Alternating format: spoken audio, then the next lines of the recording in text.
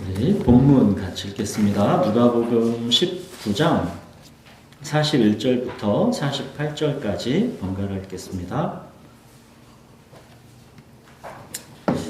가까이 오사 성을 보시고 우시며 이르시되 너도 오늘 평화에 관한 일을 알았더라면 좋을 뻔하였거니와 지금 내 눈에 숨겨졌도다. 날이 이를지라 내 원수들이 토둔을 쌓고 너를 둘러 사면으로 가두고 또 너와 네 두 가운데 있는 내 자식들을 땅에 메어치며 돌 하나도 돌 위에 남기지 아니하리니 이는 내가 보살핌 받는 날을 알지 못함을 인함이니라 하시니라. 성전에 들어가사 장사하는 자들을 내쫓으시며 그들에게 이르시되 기록된 바 내 집은 기도하는 집이 되리라 하였거늘 너희는 강도의 소굴을 만들었도다 하시니라. 예수께서 날마다 성전에서 가르치시니 대제사장들과 서기관들과 백성의 지도자들이 그를 죽이려고 꾀하되 백성이 다 그에게 귀를 기울여 들으므로 어찌할 강도를 찾지 못하였더라. 나귀를 타신 예수님이 이제 백성들의 찬송을 받으면서 드디어 예루살렘에 이제 거의 도착하셨습니다. 지금 예수님을 찬송하는 사람들은 대부분이 이제 각 지역에서 6월절 이 명절을 지키기 위해서 예루살렘으로 몰려든 순례객들입니다. 자, 이제 예수님이 이제 굳게 결심하시고 걸어오신 예루살렘으로의 이 여정이 이제 거의 끝나가고 있습니다. 언덕쯤에서 이제 아름다운 예루살렘의 모습이 이제 예수님의 한눈에 들어옵니다. 근데 그 예루살렘의 모습을 보시고 갑자기 예수님이 우셨습니다. 여기 예수님이 우셨다라는 단어는 그냥 조용히 눈물 짓는 그런 울음을 말하는 단어가 아니라 큰 소리로 흐느끼면서 그렇게 우셨다라는 것을 말하는 단어입니다. 예수님은 예루살렘을 보시고 왜 이토록 가슴 아파하며 큰 소리로 흐느끼면서 울고 계실까요? 42절 너도 오늘 평화에 관한 일을 알았더라면 좋을 뻔하였거니와 지금 네 눈에 숨겨졌도다. 예루살렘 이 단어는 예루살렘 평화의 도성이라는 뜻입니다. 우리가 샬롬 평화 그러죠. 예루살렘 평화의 도성이라는 뜻입니다. 그러나 이 예루살렘이 지금 평화에 관한 일을 모르고 그 눈에 숨겨져 있기 때문에 예수님은 가슴이 너무 아프신 것입니다. 예루살렘아 예루살렘아 선지자들을 죽이고 내게 파송된 자들을 돌로 치는 자여 암탉이 제 새끼를 날개 아래에 모음같이 내가 너희의 자녀를 모으려 한 일이 몇 번이냐 그러나 너희가 원하지 아니하였도다. 예수님께서 지금 예루살렘에 평화를 주시기 위해 왔으나 이 평화에 관한 기쁜 소식을 그들은 알아보지 못하고 있는 것입니다. 회개하라 하나님의 나라가 가까웠느니라. 왕이신 예수님께서 이렇게 자기 땅에 자기 백성을 보살피러 오셨으나 자기 백성이 알아보고 있지를 못하고 있는 것입니다. 그 결과 예루살렘은 앞으로 이제 40년 후에 이렇게 될 것입니다. 43절, 44절 보시면 날이 이를지라 내 원수들이 토둔을 쌓고 너를 둘러 사면으로 가두고 또 너와 및 그 가운데 있는 내 자식들을 땅에 메어치며 돌 하나도 돌 위에 남기지 아니하리니 이는 네가 보살핌 받는 나를 알지 못함을 인함이니라. 예수님이 이제 십자가에서 이제 곧 죽게 되시는 지금이 이제 AD 한 30년쯤입니다. 예수님이 이제 죽으시고 나서 이제 시간이 한 30년쯤 또 흐르면 이곳 예루살렘은 점점 이제 로마와 항전하겠다라는 열혈당이 이제 득세하게 됩니다. 그들은 근거 없는 낙관주의로 하나님께서 우리와 함께 하실 것이기 때문에 기적적으로 하나님께서 로마를 무찔러 주실 것이다 라고 믿고 있는 것이죠. 그들은 백성들을 선동했고 로마 정권에 빌붙어서 안정적으로 살아가고 있는 유대 지도자들을 이제 몰아내고 권력을 차지하게 됩니다. 드디어 그들의 이 근거 없는 낙관주의는 로마에 반란을 일으킵니다. 그들의 의욕과 열정과 신념에 하나님께서 함께 해줄 것이다 라고 믿고 있습니다. 약 600년 전에 바벨론에 멸망하기 직전 예레미야가 그토록 바벨론과 싸우지 말라 했지만 그때도 근거 없는 낙관주의로 바벨론에 대항했다가 멸망했던 사건과 거의 유사하게 되는 것이죠. 결국 예수님의 말씀대로 AD 70년에 로마 티투스 장군은 이곳 예루살렘을 철저하게 짓밟게 됩니다. 이 티투스 장군은 이제 곧이어서 로마 10대 황제가 되는 인물입니다. 티투스 장군이 이 예루살렘 성을 5개월간 포위했습니다. 예루살렘 성 안에는 270만 명에 달하는 사람이 있었는데 그들은 포위를 당해서 먹을 것이 없자 이제 갓난아기를 먹기까지 했다라고 역사의 기록에 이제 전해집니다. 결국 이 유대 전쟁으로 무려 110만 명이 죽었고 약 10만 명 정도가 이제 로마의 이제 포로로 끌려갔다고 합니다. 지금 이제 로마에 있는 이 티투스 개선문, 로마에 안 가본 분은 구글에서 티투스 개선문 하면 그게 어떻게 생겼나 나오죠. 티투스 개선문에는 그 당시에 이제 성전에서 금촛대 같은 이런 성물을 약탈해가는 로마군의 모습이 새겨져 있습니다. 검색해 보시면 그 그림들이 그 사진으로 나와 있죠.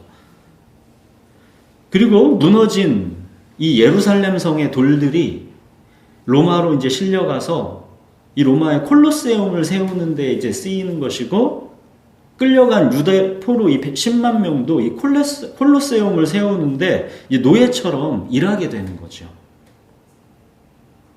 이 콜로세움이 이제 유대를 멸망시킨 그 티투스 장군이 이제 황제가 되었을 때 이제 공사를 완성하게 되고 이 콜로세움 개장식을 하게 되는 겁니다. 자, AD 70년 이 유대 멸망 이후로 이제 유대인은 자기 이제 국가를 잃어버리고 흩어져서 로마 제국이 전역으로 이제 퍼져나가게 되는 이 디아스포라가 이제 본격적으로 시작되는 겁니다. 그때부터 유대인은 세계 각지로 이제 점점 흩어져 살게 되는 것이죠. 그렇게 이제 나라를 잃고 전 세계로 흩어져 살던 이 유대인들이 1948년에 드디어 이제 지금의 이스라엘이라는 나라를 되찾게 되는 것입니다. 거의 2000년간을 나라 없이 흩어져 살던 민족이 자기 민족 정체성을 잃지 않고 결국 다시 나라를 되찾았다라는 게 어찌 보면 진짜 놀라운 기적이죠. 바울은 로마서 11장에서 이 유대인들이 예수님께로 회개하고 돌아오게 되는 그 날이 마침내 올 것이고 그날까지 이제 이방인의 충만한 수가 구원을 받게 되는 것이 하나님의 신비이고 하나님의 지혜다라고 말하고 있습니다. 그래서 많은 학자들도 이 유대인들이 예수님께로 돌아오는 그 날이 이 세상의 끝이 될 것이다 라는 거에 의견이 대부분 일치합니다. 1948년 이 이스라엘 국가가 건립될 당시 예수님을 메시아로 믿는 유대인들은 세네 가정에 불과했고 교회도 없었다고 합니다. 자, 그런데 그로부터 한 70년이 지난 지금 현재 이 이스라엘에는 300개의 교회가 있고 예수님을 메시아로 믿는 3만 명의 유대인이 있다고 합니다. 전체 1000만 명 중에 3만 명이니까 0.3%밖에는 안 되는 아주 작은 숫자지만 그래도 점점 이렇게 예수님께로 돌아오는 유대인들이 많아지고 있다는 것입니다. 달리 말하면 이 세상의 끝도 어찌 보면 점점 다가오고 있다라는 의미이기도 한 것입니다. 자, 아무튼 이 AD 70년, 이 유대가 멸망하는 이 시점은 잘 기억해 두시는 게 좋습니다. 자, 이제 다시 본문으로 돌아가겠습니다. 예수님은 지금 눈에 보이는 평화로운 예루살렘, 그러나 이제 곧 닥치게 될 예루살렘의 재난, 이것이 겹쳐 보이신 것이죠. 그래서 예수님은 큰 소리로 흐느끼며 우셨던 것입니다. 회개하라, 하나님의 나라가 가까웠느니라. 그들은 피할 길이 있었지만 평화에 관한 일을 알지 못했던 것입니다. 하나님이 그들을 구원하기 위해 지금 이렇게 그들 앞에 오셨는데 회개하여 돌아오지를 않고 있는 것입니다. 45절 이제 보십시오. 예수님이 이제 성전에 들어가셨습니다. 예수님은 이제 성전에서 장사하는 자들을 내쫓으셨습니다. 이 성전에서 장사하는 자들이 어떤 자들이냐면 지금 이제 6월절 절기이니까 예루살렘 성전에는 여러 지역에서 온 순례객들로 사람들이 가득합니다.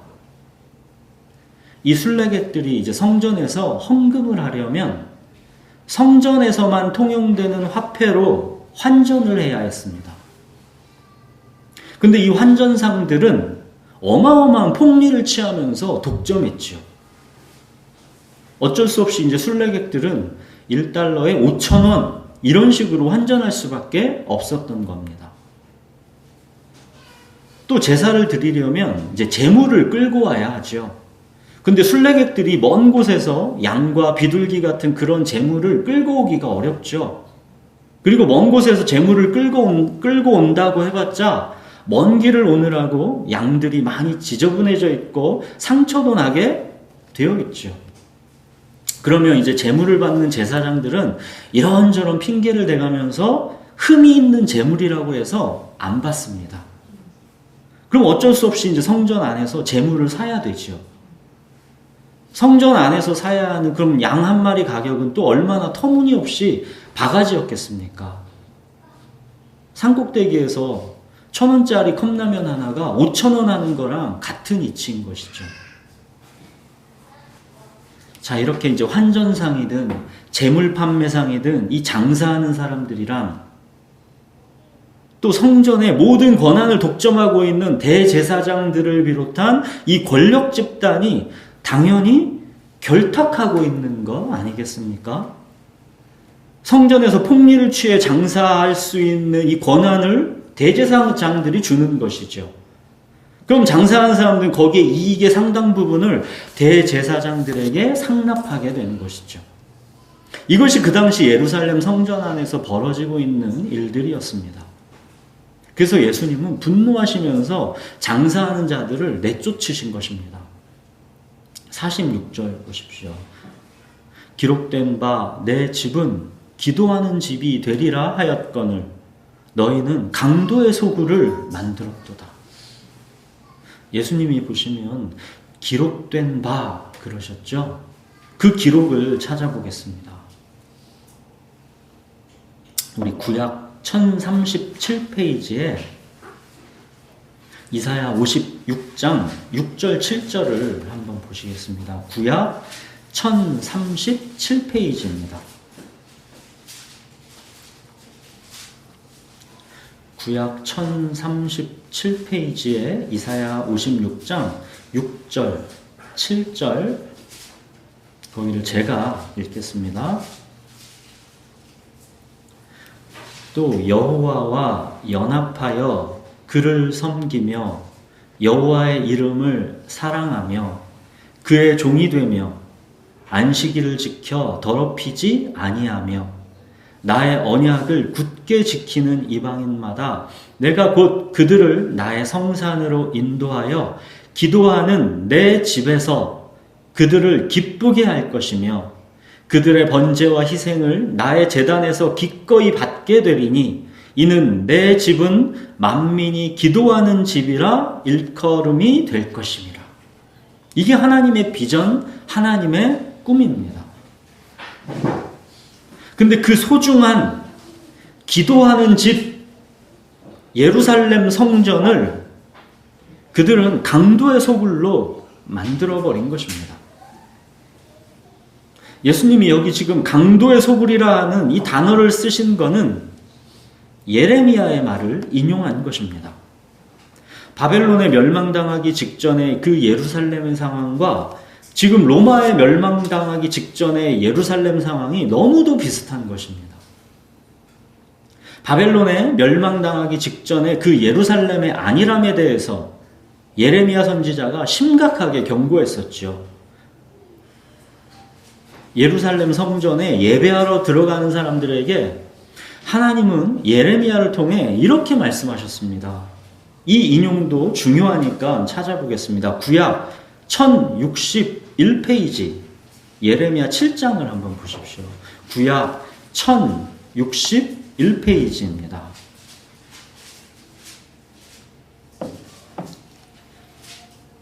구약 1061페이지 예레미야 7장 4절을 제가 읽겠습니다. 너희는 이것이 여호와의 성전이라 여호와의 성전이라 여호와의 성전이라 하는 거짓말을 믿지 말라.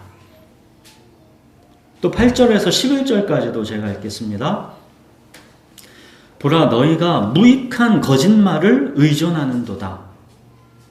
너희가 도둑질하며 살인하며 간음하며 거짓 맹세하며 바알에게 분향하며 너희가 알지 못하는 다른 신들을 따르면서 내 이름으로 일컬음을 받는 이 집에 들어와서 내 앞에 서서 말하기를 우리가 구원을 얻었나이다 하느냐.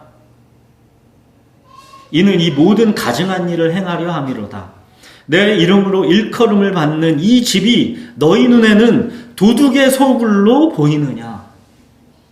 보라 나 곧 내가 그곳을 보았노라 여호와의 말씀이니라.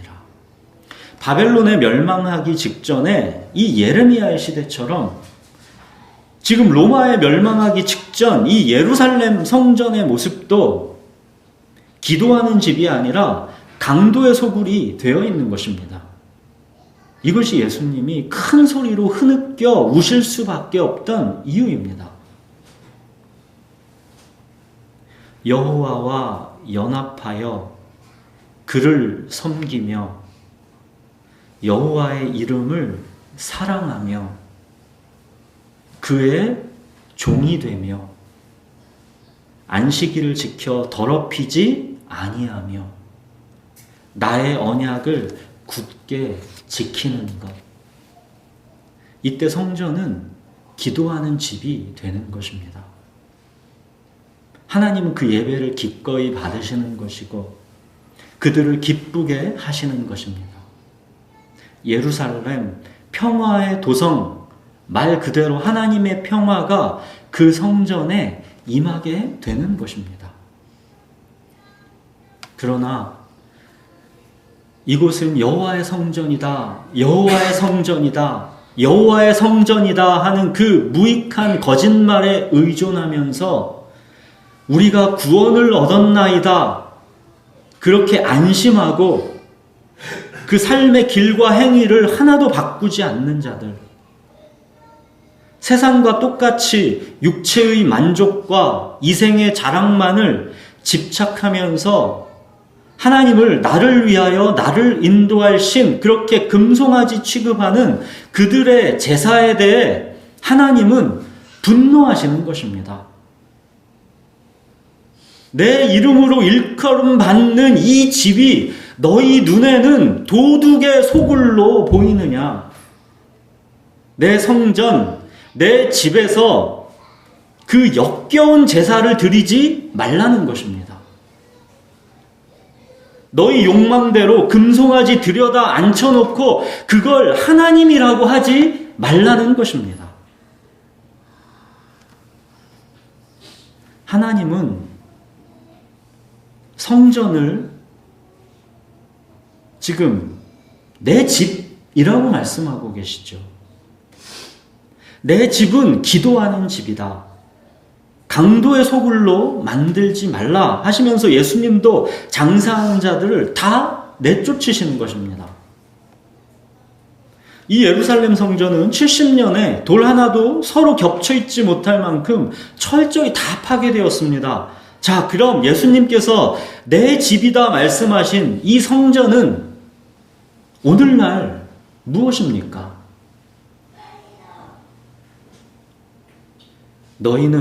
너희가 하나님의 성전인 것과 하나님의 성령이 너희 안에 계시는 것을 알지 못하느냐? 누구든지 하나님의 성전을 더럽히면 하나님이 그 사람을 멸하시리라. 하나님의 성전은 거룩하니 너희도 그러하니라. 너희 몸은 너희가 하나님께로부터 받은 바 너희 가운데 계신 성령의 전인 줄을 알지 못하느냐? 너희는 너희 자신의 것이 아니라 값으로 산 것이 되었으니 그런즉 너희 몸으로 하나님께 영광을 돌리라. 사랑하는 여러분, 예수님께서 내 집은 기도하는 집이다, 강도의 소굴로 만들지 말라 하신 그 내 집, 그 하나님의 성전은 바로 오늘날 우리 자신입니다. 내가 바로 하나님의 성령이 거하시는 하나님의 성전입니다. 나는 나 자신의 것이 아니라 값으로 산 것이 된 것입니다. 오늘 말씀의 핵심은 이것이죠. 내가 바로 하나님의 성전인데 하나님의 것인 이 성전은 지금 기도하는 집인가 아니면 강도의 소굴인가? 하나님의 성전인 우리 자신은 우리 스스로의 것이 아닙니다. 너희는 너희 자신의 것이 아니라 값으로 산 것이 되었으니 그런즉 너희 몸으로 하나님께 영광을 돌리라. 너는 내 집이다. 내 집은 기도하는 집이다. 내 집을 강도의 소굴로 만들지 말라. 이것이 성을 보시고 큰 소리로 흐느껴 오셨던 예수님이 오늘 우리를 향해 하시는 말씀입니다. 사랑하는 여러분, 여호와와 연합하여 그를 섬기며 여호와의 이름을 사랑하며 그의 종이 되며 안식일을 지켜 더럽히지 아니하며 나의 언약을 굳게 지키는 것. 이렇게 하나님의 성전인 나는 기도하는 집이 되고 있습니까? 하나님의 성전인 내 안에서는 지금 하나님께서 기쁘시게 받으실 만한 중심의 예배, 삶의 예배가 내 안에서 드려지고 있습니까? 아니면 이곳은 여호와의 성전이다, 여호와의 성전이다, 여호와의 성전이다 하는 무익한 거짓말에 의존하면서 우리가 구원을 얻었나이다 안심하고 그 삶의 길과 행위를 하나도 바꾸지 않고 세상과 똑같이 육체의 만족과 이생의 자랑만을 집착하고 있지는 않습니까? 내 욕망으로 나를 위하여 나를 인도할 신 금송아지 내 마음에다 앉혀놓고 그걸 하나님이라고 부르고 있지는 않습니까? 이렇게 되면 이거는 하나님의 성전을 강도의 소굴로 만들어버린 것이죠. 하나님의 것인데 그것이 마치 내 것인 양 주인 행세를 하고 있으면 그게 바로 도둑이고 강도인 것이죠. 사랑하는 여러분, 예수님은 내가 주인 행세하는 이 강도의 소굴을 예수님이 주인이신 예수님의 집, 기도하는 집으로 만들기 위해 십자가에서 죽으시고 부활하신 것입니다. 그리스도인이 되었다라는 것은 내가 더 이상 내 것이 아니라 그리스도의 것이 되었다라는 것입니다. 그래서 그리스도인입니다. 우리 중에 누구든지 자기를 위하여 사는 자가 없고 자기를 위하여 죽는 자도 없도다. 우리가 살아도 주를 위하여 살고 죽어도 주를 위하여 죽나니 그러므로 사나 죽으나 우리가 주의 것이로다. 이를 위하여 그리스도께서 죽었다가 다시 살아나셨으니 곧 죽은 자와 산 자의 주가 되려 하심이라.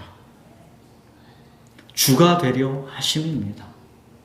내가 주인 행세하는 강도의 소굴을 예수님의 집, 기도하는 집으로 바꾸시기 위해 예수님이 죽었다가 다시 살아나신 것입니다. 예수는 우리가 범죄한 것 때문에 내줌이 되고 또한 우리를 의롭다 하시기 위하여 살아나셨느니라. 여러분, 이것이 복음입니다. 하나님의 성전인 우리 마음을 강도의 소굴로 만들어버린 우리의 범죄 때문에 예수님이 십자가에 내줌이 되신 것이고 우리를 의롭다 하시기 위해, 즉 우리가 이제는 기도하는 집이 되게 하시기 위해 예수님이 부활하셔서 우리의 주님이 되신 것입니다. 이게 복음입니다. 자, 또 47절 보십시오. 대제사장들과 서기관들과 백성의 지도자들이 예수님을 죽이려고 이제 꾀하고 있죠. 이때까지는 예수님께 적대적이었죠. 근데 지금부터는 이제 본격적으로 예수님을 죽이려고 꾀하고 있습니다. 적대적이었던 그들이 이제 본격적으로 예수님을 막 죽이려고 음모를 꾸미기 시작하는 것입니다. 예수님을 죽이려고 하는 그 결정적인 이유가 바로 예수님께서 장사하는 자들을 내쫓으셨기 때문입니다. 그들의 이권에 문제가 생기는 것이죠. 자기 이익을 위해 성전을 이용하는 자들, 기도하는 집을 강도의 소굴로 만들어버린 자들, 그들에게 분노해서 예수님은 지금 건드리시면 안 될 걸 건드리신 것입니다. 점점 이제 그래서 죽음의 길로 들어가시는 것입니다. 대제사장과 서기관들을 비롯한 이 권력자들, 성전에서 장사하는 자들, 그들의 자기 이익을 예수님이 건드리신 것이고, 그래서 그들은 결정적으로 이제 예수님을 죽이려고 하는 것입니다. 자기 이익을 건드리면 죽는 것이지요. 사람들은 하나님마저도 나를 위하여 나를 인도할 신, 그렇게 자기 이익을 위해 금송아지로 만들어버립니다. 그 금송아지에게 비나이다 비나이다 하면서 하나님이라고 부르고 있는 것입니다. 교회에 다니면서도 여전히 육체의 만족과 이생의 자랑을 위해서 세상과 똑같이 열렬히 장사하면서 하나님의 집을 강도의 소굴로 만들고 있는 것입니다.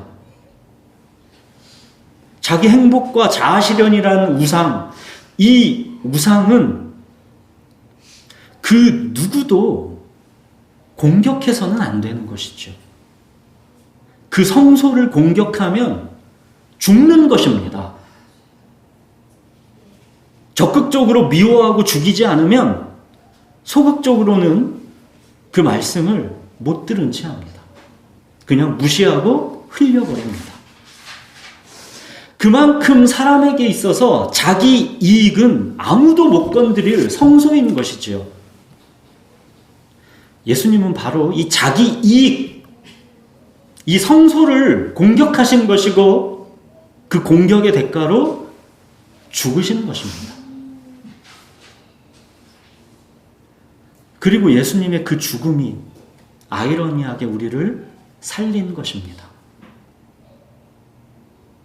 예수님이 당신의 죽음을 대가로 살려내신 이 거듭난 생명, 이 생명은 이제 자기를 부인하고 주님을 따르는 삶을 살아가는 것입니다. 내가 주인 행세하는 강도의 소굴이 아니라 예수님이 주님이 되시는 기도하는 집이 되는 것입니다. 사랑하는 여러분, 우리는 하나님의 성전입니다. 우리는 우리 자신의 것이 아니라 하나님의 것입니다. 육체의 만족과 이생의 자랑을 위해서 장사하는 욕망으로 하나님의 성전인 이 마음이 막 들끓고 있다면 그거는 기도하는 집이 아니라 강도의 소굴이 되는 것이죠. 성을 보시고 우시며 예수님이 울었던 장면이 몇 장면 없죠. 이렇게 크게 흐느끼며 우셨던 장면은 여기가 처음입니다. 예수님은 지금 하나님의 성전인 우리 마음을 보시면 어떻겠습니까? 예수님의 이 마음을 바울도 똑같이 품었죠. 바울이 그러죠. 내가 여러 번 너희에게 말하였거니와 이제도 눈물을 흘리며 말하노니 여러 사람들이 그리스도의 십자가의 원수로 행하느니라. 그들의 마침은 멸망이요 그들의 신은 배요 그 영광은 그들의 부끄러움에 있고 땅의 일을 생각하는 자라. 그러나 우리의 시민권은 하늘에 있는지라. 거기로부터 구원하는 자 곧 주 예수 그리스도를 기다리노니 그는 만물을 자기에게 복종하게 하실 수 있는 자의 역사로 우리의 낮은 몸을 자기 영광의 몸의 형체와 같이 변하게 하시리라. 지금 바울이 눈물로 고통스럽게 지금 말씀하고 있는 이거는 세상에 얘기하는 게 아닙니다. 교회에 얘기하고 있는 것입니다. 사랑하는 여러분, 우리는 우리 자신의 것이 아닙니다. 하나님의 성전, 하나님의 내 집입니다. 하나님의 성전, 이 기도하는 집을 내 육체의 만족과 이생의 자랑을 위해 장사하는 이 강도의 소굴로 만드는 것은 그리스도의 십자가의 원수로 행하는 것입니다. 왜 그리스도의 십자가의 원수라고 합니까? 우리 마음을 내가 주인 행세하는 강도의 소굴로 만들어버린 바로 그 범죄 때문에 예수님이 십자가에 내줌이 되신 것인데 또다시 똑같이 그 성전을 강도의 소굴로 만들고 있는 것이기 때문에 그리스도 십자가의 원수로 행한다 하는 것입니다. 여러분, 우리의 시민권은 하늘에 있다라는 것을 잊지 마십시오. 하나님의 성전인 우리 자신을 강도의 소굴로 만드는 것은 우리가 땅의 일을 생각하기 때문입니다. 이 육체의 한평생이 전부라고 생각하기 때문에 악착같이 이 한평생에서 육체의 만족과 이생의 자랑을 쟁취하려고 장사하는 것입니다. 그렇게 강도의 소굴로 만들어버리는 것이죠. 사랑하는 여러분, 주님 만나게 되는 그 날을 기다리면서 이 땅에서의 삶은 하늘의 시민권이 있는 사람으로 그렇게 살아가십시오. 우리의 낮고 비천하고 연약한 이 몸을 주님은 마지막 날 자기 영광의 몸의 형체와 같이 그렇게 변하게 하실 것입니다. 이 몸이 영광스럽게 부활하는 그 날을 소망하면서 그때까지 인내하고 견디면서 부끄럽지 않게 사십시오. 사랑하는 여러분, 자기 이익을 위해 아무리 우리가 열심히 장사하면서 강도의 소굴로 만든다라고 해서 우리가 생각했던 그 행복은 거기에 있지 않습니다. 그리스도인은 거기에서 절대 행복해질 수 없습니다. 그래서 그리스도의 것, 그리스도의 인입니다. 육체의 만족과 이생의 자랑을 열렬히 추구하면서 강도의 소굴을 만든다고 우리가 기대했던 자아 실현이 거기에 있지 않습니다. 그리스도의 것인 그리스도인은 결코 자아 실현이 거기에 있을 수가 없습니다. 그래서 그리스도인입니다. 네가 평화에 관한 일을 알았더라면, 네가 보살핌을 받는 날을 알았더라면. 예수님이 성을 보시고 큰 소리로 우셨습니다.